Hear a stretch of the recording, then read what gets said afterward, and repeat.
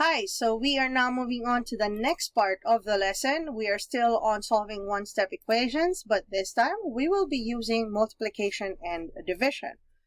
So, just like what we have talked about earlier, we have the key concept on multiplication and division properties of equality. Multiplication property of equality simply says that if you have an equation, whatever you multiply on the left side, you also have to multiply the same number on the right side to maintain the equality. Same thing for division. Anything that you divide on the left side of the equation, you also have to divide that same number on the right side of the equation. Now, please be reminded that our C cannot be equal to 0, or else division by 0 will be no value. Okay? So let's have these example here. Let me just move up this one. Okay. So as you can see, we have 4x is equal to 6.4. So just like our usual, we need to isolate our variable. And as you can see, our variable x goes together with 4. Okay. So for you to remember, make sure that you check what operation is between the variable and the other number that goes with it. So as you can see, 4 is definitely attached to x immediately. And so this simply means that 4x is 4 times x, okay? There is a multiplication dot in there in between. And so what is the inverse operation of multiplication? That is our division, all right? And so what do? We divide both sides by 4.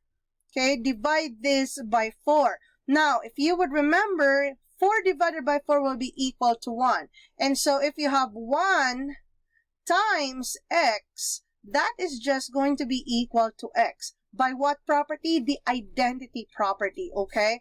So 4 divided by 4 is not going to be 0. It's going to be equal to 1. And so as you can see, the left side will just be x. 6.4 divided by 4 is going to be 1.6. Okay?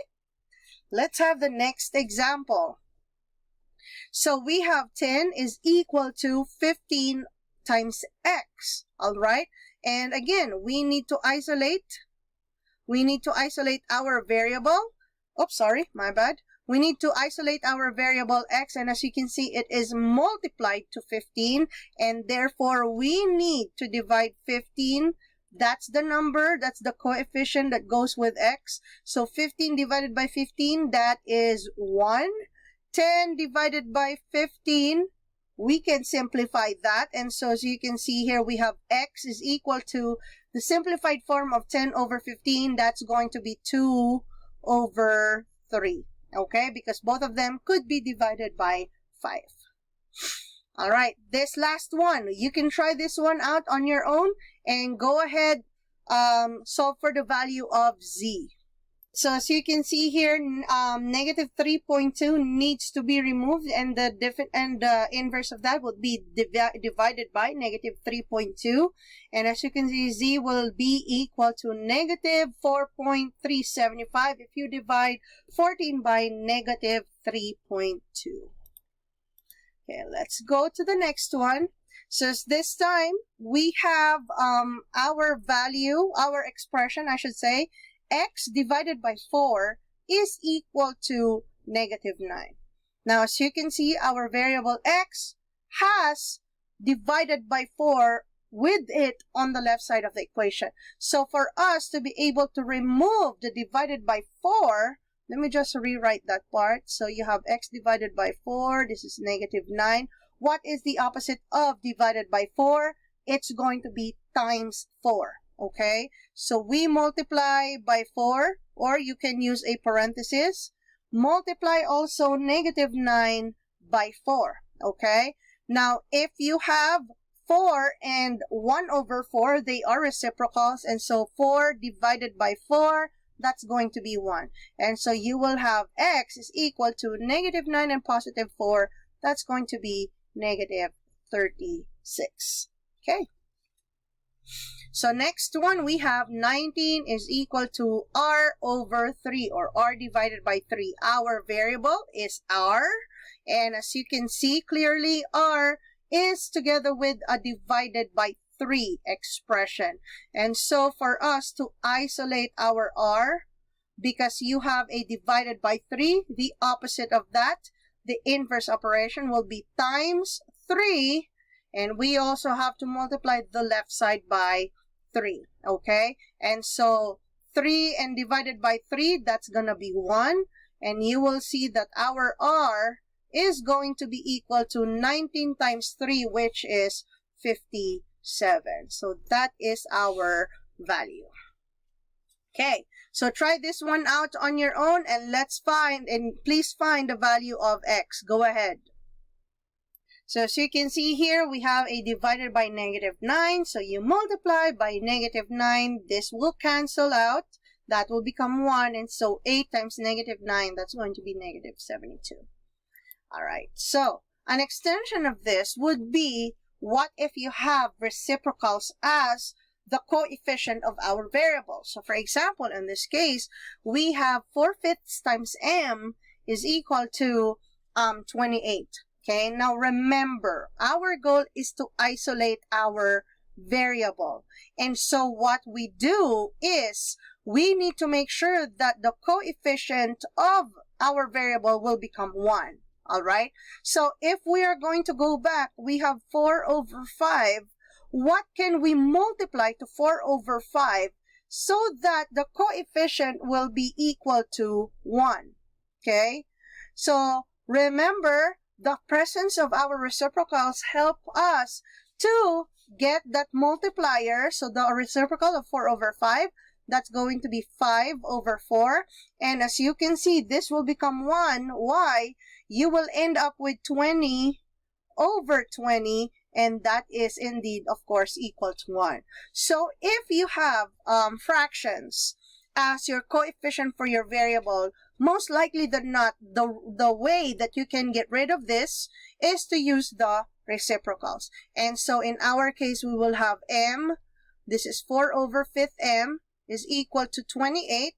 And so again, our reciprocal will be 5/4. So we multiply everything by 5/4. So this will be 1, this will be 1. And we also have 5/4 for 28. And eventually our m is going to be, so 28 divided by 4, that's going to be 7. And if you multiply 7 by 5, our m will be equal to 35. Okay? So why don't you try this next example, and let's see if you are able to get our x to be isolated. Go ahead. And so to solve for x, you will have to multiply by the reciprocal of 3/4, which is 4/3. And as you can see, x will eventually be equal to 16. All right? All right, let's have this next example. And as you can see, we have a word problem here. So we have toucans and blue and yellow macaws. They are both tropical birds. The length of the average toucan is about 2/3 of the length of an average blue and yellow macaw. If toucans are about 24 inches long, what is the length of the average blue and yellow macaw? So let's start with writing our equation. Okay, where will we get our equation? Now, if you are going to take a look here, excuse me, the length of the average toucan. Okay, so we'll use T for toucan. Okay, and let's use M for our macaw. Oops, sorry, macaw. Okay, according to this, the average length of toucan, T, is, again, what symbol is that's going to be equal 2/3 of, so 2/3 of is multiplication, the average length of the macaw. Okay, so this is our equation. Now, according to the given, our toucans, let me just get this up here. The toucans are about 24 inches long. So we will replace 24. We will replace T with this value. So we now have a 24 is equal to 2/3 times M. So the question is, what is the length of the macaw? Okay, and so as you can see here, we have our variable m, and it goes with a fraction, 2 divided by 3.